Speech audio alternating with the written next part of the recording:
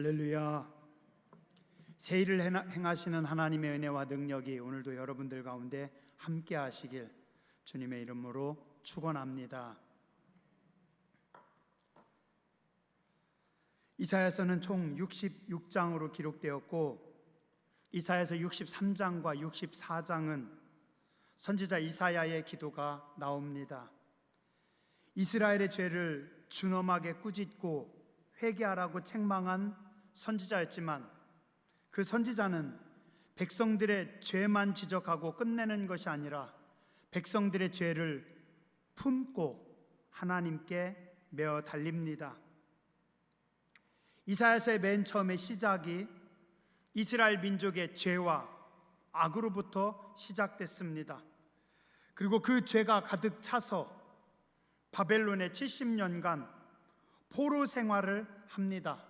성전이 무너졌습니다. 나라를 빼앗겼습니다. 이제 포로 생활을 하고 돌아왔습니다. 땅이 다 황폐해졌습니다. 이사야 64장 9절과 10절에 보니 이사야는 하나님 앞에 이렇게 기도합니다. 여호와여, 너무 분노하지 마시오며 죄악을 영원히 기억하지 마시옵소서. 구하오니 보시옵소서, 보시옵소서. 우리는 다 주의 백성이니이다. 주의 거룩한 성읍들이 광야가 되었으며 시온이 광야가 되었으며 예루살렘이 황폐하였나이다. 하나님, 우리가 범죄하였으니 그래서 우리 땅이, 예루살렘이, 시온이 다 황폐해졌지만 하나님, 우리를 불쌍히 여겨 주시옵소서. 여호와여, 너무 분노하지 마시고 죄악을 영원히 기억하지 마옵소서. 구하오니 보시옵소서, 보시옵소서. 우리는 다 주의 백성입니다. 선지자는 하나님과 이스라엘 백성들 사이에서 중재자로서 깊은 영혼의 아픔을 가지고 하나님 앞에 엎드립니다. 죄를 지적만 하고 끝나는 것이 아니라 품고 기도하고 몸부림치던 이사야의 기도에 오늘 하나님께서 이사야서 65장과 66장에 응답하십니다. 그리고 이제 이사야서의 결론을 맺습니다. 하나님의 응답과 결론이 오늘 우리가 본 말씀입니다. 제가 시간 때문에 앞에 다 읽진 않았지만 앞부분 조금만 보면 1절부터 7절까지는 비록 선택한 이스라엘 백성이라 할지라도 그들이 우상 숭배하고 악을 행하면 하나님은 반드시 심판하시겠다. 죄와 악을 싫어하시는 하나님은 당신의 자녀들이 범죄할 때 징계하신다. 8절에서 10절에 보면 여기 포도송이가 있습니다. 포도송이가 있는데 포도송이가 상했어요. 왜요? 죄와 악 때문에. 그러면 상한 포도송이를 어떻게 해야 돼요? 갖다 버려야 되겠죠? 근데 하나님께서 상한 포도송이를 다 갖다 버리는 것이 아니라 그 속에 상하지 않은, 죄와 악으로 버리지 않은 포도송이는 하나님께서 건져내시겠다. 즉 악한 백성들 속에서도 하나님을 경외하는 남은 자들은 하나님께서 구별하시겠다라고 말씀하십니다. 그리고 오늘 16절에 이스라엘에 대해서 하나님께서 결론적으로 말씀하십니다. 땅에서 복을 구하는 자는 진리의 하나님을 향하여 복을 구하라. 한번 함께 해주시죠. 땅에서 복을 구하는 자는 진리의 하나님을 향하여 복을 구하라. 복을 구하는 사람들은 진리의 하나님을 향하여 복을 구하라. 왜냐하면 복의 근원은 하나님 한 분뿐이시기 때문에 하나님께서 복이시고 복의 근원이시니 하나님께만 집중하면 복이 임합니다. 그런데 사람들은 하나님께는 집중하지 못하면서 복을 빌고 있습니다. 어떤 분들은 한국의 기독교를 기복주의자들이다라고 비판합니다. 어느 정도 일리가 있을 수는 있지만 다 맞지는 않습니다. 왜냐하면 하나님 없이 복만 빌면 기복주의입니다. 그러나 하나님이 복의 근원이시기 때문에 하나님을 향하여 서 있는 사람들, 하나님께 기도하고 예배하는 자들은 하나님께 복을 받게 됩니다. 그래서 그냥 복의 근원이신 하나님을 예배함으로 그 하나님이 복은 그냥 자동적으로 주시는 것. 기복주의와 건강한 신앙은 그 기준이 그의 중심, 그의 시선이 어디에 가 있느냐. 자, 외출했던 아버지가 집에 돌아오시는데 선물만 생각하고 아버지 손만 쳐다보고 있어요. 그럼 기복주의입니다. 자, 그런데 아버지의 얼굴을 기억하고 아버지의 눈을 쳐다보면 그건 건강한 자녀입니다. 우리가 하나님을 사랑하고 하나님을 바라보면 우리는 하나님의 성품을 담게 됩니다. 우리가 하나님을 향해 집중하게 되면 우리는 하나님의 사랑과 하나님의 정의, 하나님의 공의를 담게 됩니다. 그리고 또 하나님의 뜻을 따라 사는 것을 기뻐하게 됩니다. 그러면 하나님의 뜻, 하나님의 나라와 의를 구할 때 복은 우리에게 저절로 온다라는 겁니다. 마태복음 6장 31절과 34절에 보면 그러므로 염려하여 이르기를 무엇을 먹을까 무엇을 마실까 무엇을 입을까 하지 말라. 이는 다 이방인들이 구하는 것이라 너희 하늘 아버지께서 이 모든 것이 너희에게 있어야 할 줄을 아시느니라. 그런즉 너희는 먼저 그의 나라와 그의 의를 구하라. 그리하면 이 모든 것을 너희에게 더하시리라. 그러므로 내일 일을 위하여 염려하지 말라. 내일 일은 내일이 염려할 것이요 한날의 괴로움은 그날로 족하니라. 아버지가 없는 소년, 소녀 가장들은 매일 먹고 살 것을 걱정해야 합니다. 내일은 무엇을 먹어야 되고 또 무엇을 입어야 되고, 하나님 없는 이방인들은, 세상 사람들은 아버지가 없기 때문에 매일 끊임없이 무엇을 먹을까, 무엇을 마실까, 무엇을 입을까 염려하며 살아야 되고, 그래서 사는 게 피곤하고 힘들다고 합니다. 그러나 부모가 잘 살피는 자녀들은 그런 거 걱정 없습니다. 신영이는 무엇을 먹을까 염려하지 않죠, 그죠? 지혜가 무엇을 먹을까, 무엇을 입을까 염려하겠어요? 아닙니다. 왜요? 엄마와 아빠가 다 알아서 하기 때문에 그냥 매일 즐겁게 살아가면 되는 거고, 배고프면 엄마한테 달라고 하면 됩니다. 그냥 아빠한테 떼깍 놓으면 다 됩니다. 우리는 의의 하나님, 아버지 하나님을 바라보고 살아가는 존재들입니다. 그래서 하나님의 백성들은 세상 사람들과 다릅니다. 밖의 사람들, 세상의 사람들은 아버지가 없기 때문에 자신이 염려하지만 우리는 아버지 하나님이 계시기 때문에 아버지 하나님, 의의 하나님을 향하여 복을 구하는 존재들입니다. 우리는 복만 달라고 구하는 존재들이 아니라 의의 하나님을 바라봄으로 의의 하나님께서 자기 자녀들에게 복을 주십니다.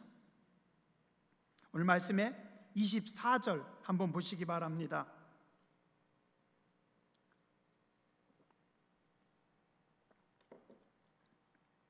그들이 부르기 전에 내가 응답하겠고 그들이 말을 마치기 전에 내가 들을 것이다.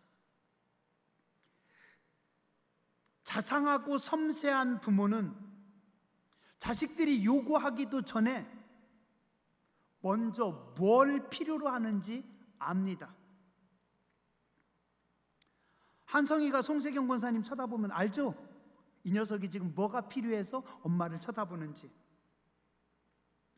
시편 103편 13절과 14절에 보면 하나님은 우리의 체질을 아시는 하나님이시다. 부모가 자식의 체질, 식성, 성격, 자식의 필요를 다 알듯이 하나님께서 우리의 체질을 아시고 우리의 필요를 아시고 우리의 모든 것을 아시는 하나님께서 당신의 백성들이 부르기 전에 응답하겠고 그들의 기도가 끝나기도 전에 내가 듣고 내가 움직일 것이다. 어리석은 사람들은 하나님은 바라보지 않고 복만 빌고 있습니다. 그러나 지혜로운 성도들은 복의 근원이신 하나님께 집중합니다. 그리고 우리가 하나님만 바라보면 하나님은 풍성하게 부으시고 채워 주십니다. 진리의 하나님을 향하여 바라보는 여러분들 되시기 바랍니다. 그럼 우리가 진리의 하나님을 향하여 복을 빌 때 하나님께서 어떻게 하시는가? 오늘 말씀에 17절에 보면 보라 내가 새 하늘과 새 땅을 창조하겠다. 이미 세상을 만드신 창조주 하나님께서 새로운 세상, 새 땅, 완전한 하나님의 나라를 다시 재창조하시겠다.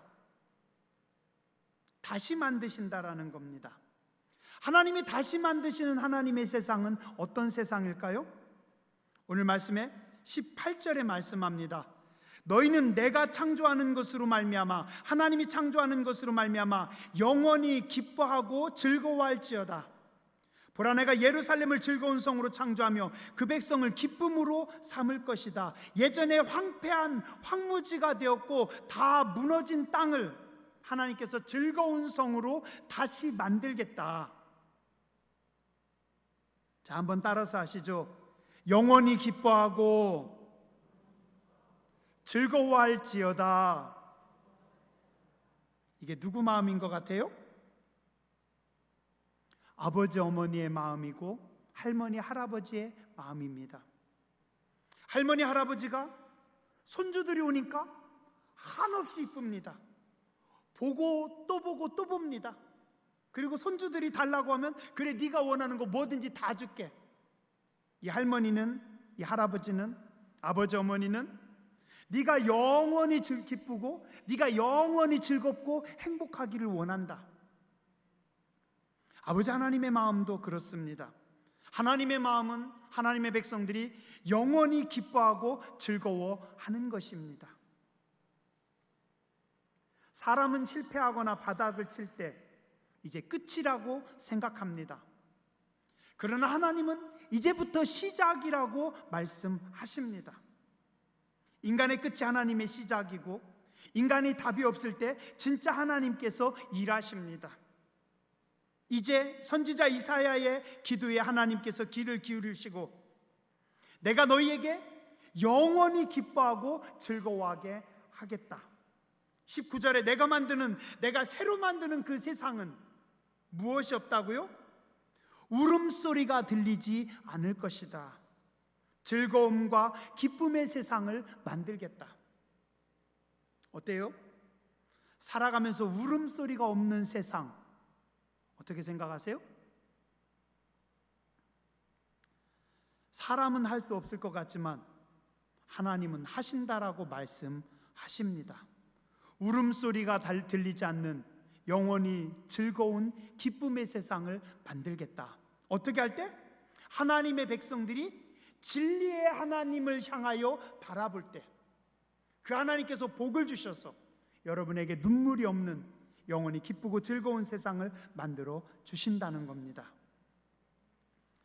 그 세상은 어떤 세상인가? 20절에 보면 그곳은 날수가 많지 못하여 죽은 어린이와 수완이 차지 못해 죽은 노인이 다시 없을 것이다. 자기 명이 다 차기 전에 죽는 사람이 없을 것이고 100세에 죽는 자를 젊은이라 할 거고 100세가 못 되어 죽는 자를 저주받은 자라 할 것이다. 이런 세상이 가능합니까? 그러면 인간의 평균 수명이 더 쫙 길어져야 되는데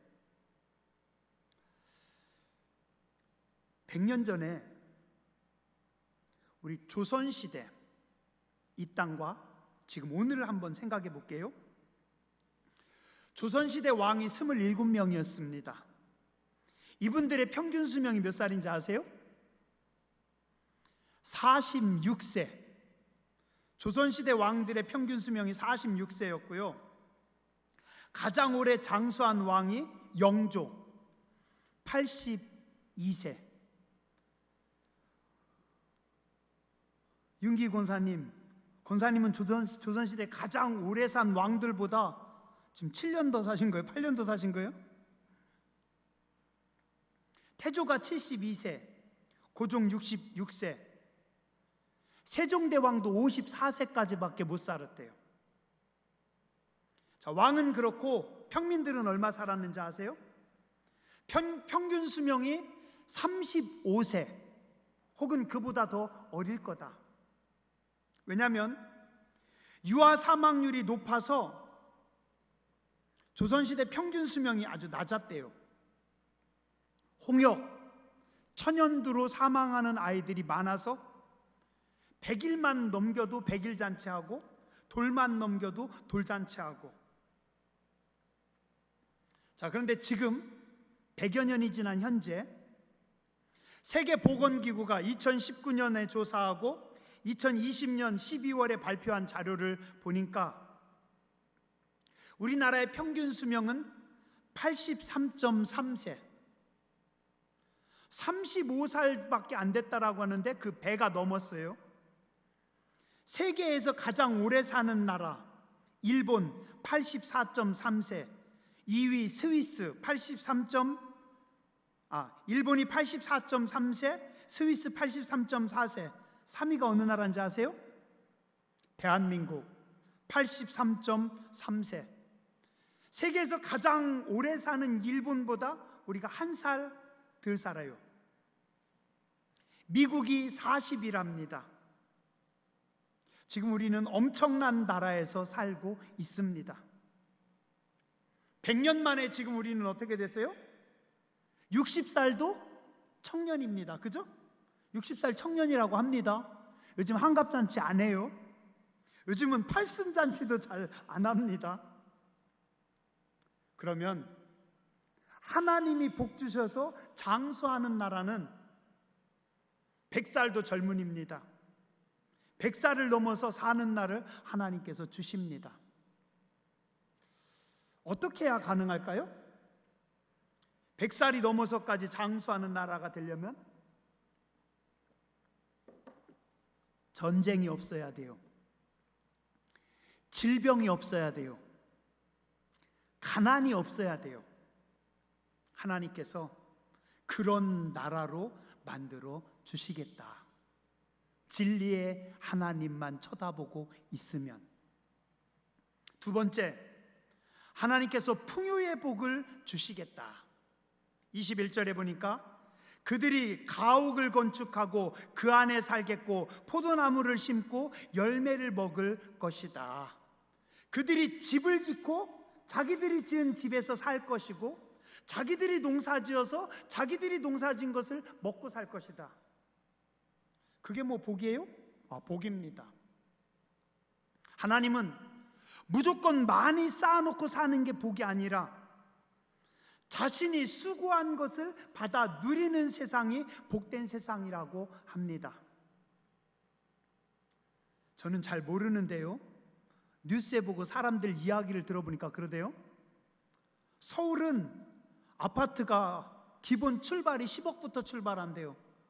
그냥 웬만한 아파트 10억, 그거보다 좀 좋은 아파트 20억, 아주 좋은 아파트는 30억, 40억.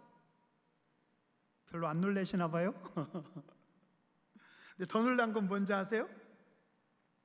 그런 아파트를 20채, 30채 가지고 있는 분들도 있대요. 이분들은 뭐가 돈을 버는지 알아요? 아파트가 아파트를 번대요. 아파트를 사뒀는데 아파트 값이 쫙 올라가지고 아파트가 한 개가 두 대가 되고 두 대가 세 대가 되고, 땅이 땅을 번대요. 땅을 샀는데 땅금이 올라가지고 그 돈으로 또 투자해서 또 땅을 벌고, 아무 일을 안 하고 놀고 있어도 한 달에 3만, 2천만 원, 3천만 원. 부럽죠? 안 부러워요? 근데 성경은 그런 나라가 행복한 나라라고 말씀하지 않습니다. 뭐라고요? 자기가 건축한 집에서 살 것이다. 자신이 수고한 것을 먹을 것이다. 이게 진정한 하나님의 복입니다. 자기가 집을 짓고 자기가 수고한 것을 받아 누리는 세상. 잠언서 30장 7절에서 9절에 보면 이런 말씀이 있습니다. 내가 2가지 일을 주께 구하였사오니 내가 죽기 전에 내게 거절하지 마시옵소서. 곧 헛된 것과 거짓말을 내게서 멀리하옵시며 나를 가난하게도 마옵시고 부하게도 마옵시고 오직 필요한 양식으로 나를 먹이시옵소서. 혹 내가 배불러서 하나님을 모른다 여호와가 누구냐 할까 하오며 혹 내가 가난하여 도둑질하고 내 하나님의 이름을 욕되게 할까 두려워함이니이다. 하나님, 제가 생전에요 2가지 기도 제목이 있습니다. 하나는요, 거짓말하지 않고 내가 진실하게 밝게 살아가기 원합니다. 또 하나, 2번째 기도는요, 하나님, 내가 돈이 너무 많아서 하나님 없어도 됩니다. 하나님 안 도와주셔도 됩니다.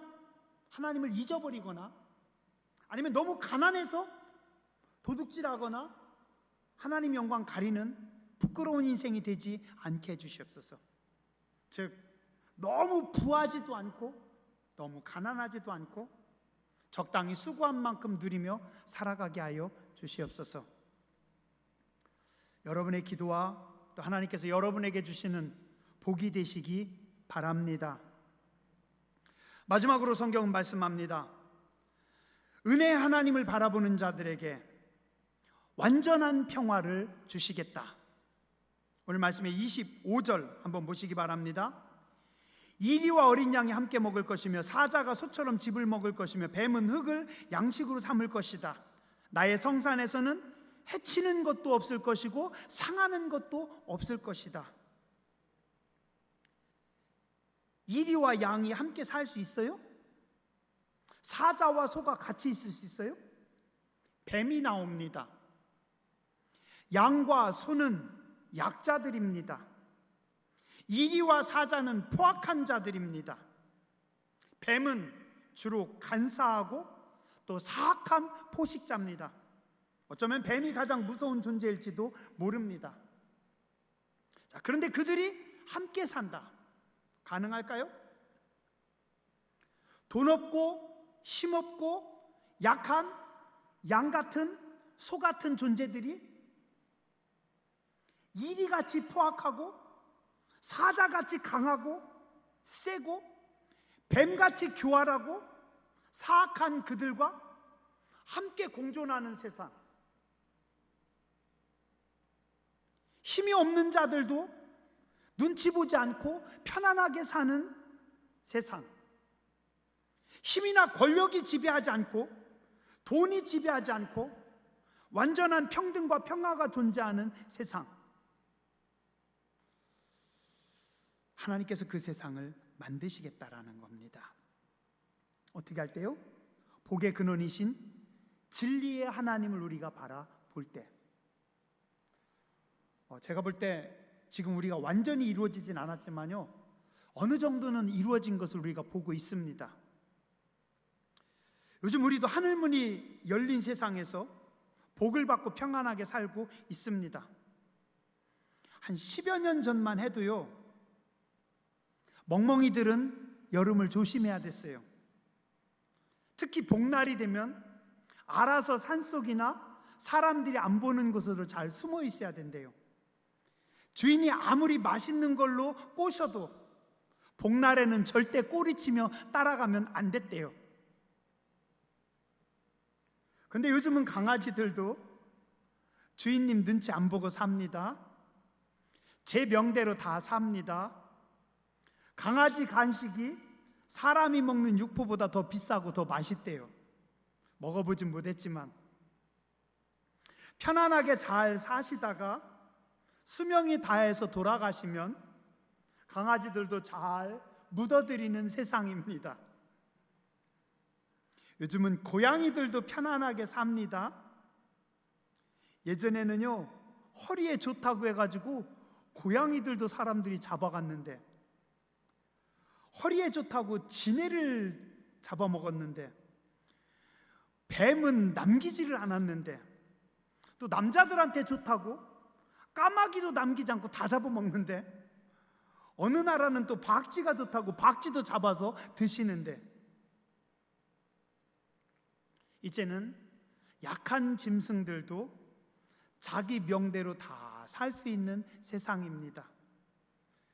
늘 긴장하며 살아야 됐던, 눈치 보며 살아야 됐던 약자들이 눈치를 보지 않으면서 편안하게 사는 세상을 만들겠다. 정치가들은 늘 이야기합니다. 나에게 권력을 주시면, 내가 통치자가 되면 평화로운 나라를 만들겠습니다. 평등한 나라를 만들겠습니다. 걱정이 없는 나라를 만들겠습니다. 이전에 경험해보지 못한 나라를 만들겠습니다. 선거하기 전에는 큰 소리 빵빵 쳤는데 막상 뚜껑 열어보면 잘 안 됩니다. 성경은 말씀합니다. 사람의 손으로 파라다이스를 만드는 것이 아니라 누가 만든다고요? 하나님께서 만드시고 하나님께서 세우시겠다. 강자만이 살아남고 약자는 먹히거나 도태되는 세상이 아니라, 약육강식의 세상이 아니라 모두가 함께 살 수 있는 세상을 하나님께서 주시겠다. 그게 이사야서의 마지막 결론입니다. 뭐예요? 진리의 하나님을 바라보면. 기도하겠습니다.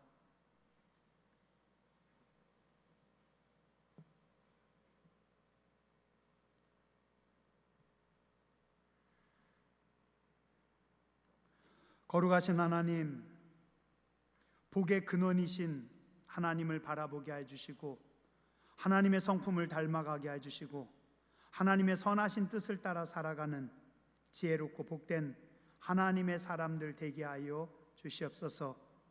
하나님께서 약속하신 장수와 하나님께서 약속하신 풍요로움과 하나님께서 약속하신 평등과 평화를 누릴 수 있는 하나님의 백성들 되게 하여 주시옵소서. 이 나라의 민족의 하늘의 문을 여시고 오늘까지 축복해 주셔서 감사를 드립니다. 오늘 우리에게 하늘의 복과 은혜를 부어주셔서 감사합니다. 다음 세대에도 이 나라의 미래에도 하늘의 문을 활짝 여시고 은총 더하여 주시옵소서. 우리가 복의 근원이신, 은혜의 근원이신 진리의 하나님께 시선을 두고 진리의 하나님께서 기뻐하심 따라 살아가게 하여 주시옵소서. 존귀하신 주님, 예수님 이름으로 감사하며 기도드렸습니다. 아멘.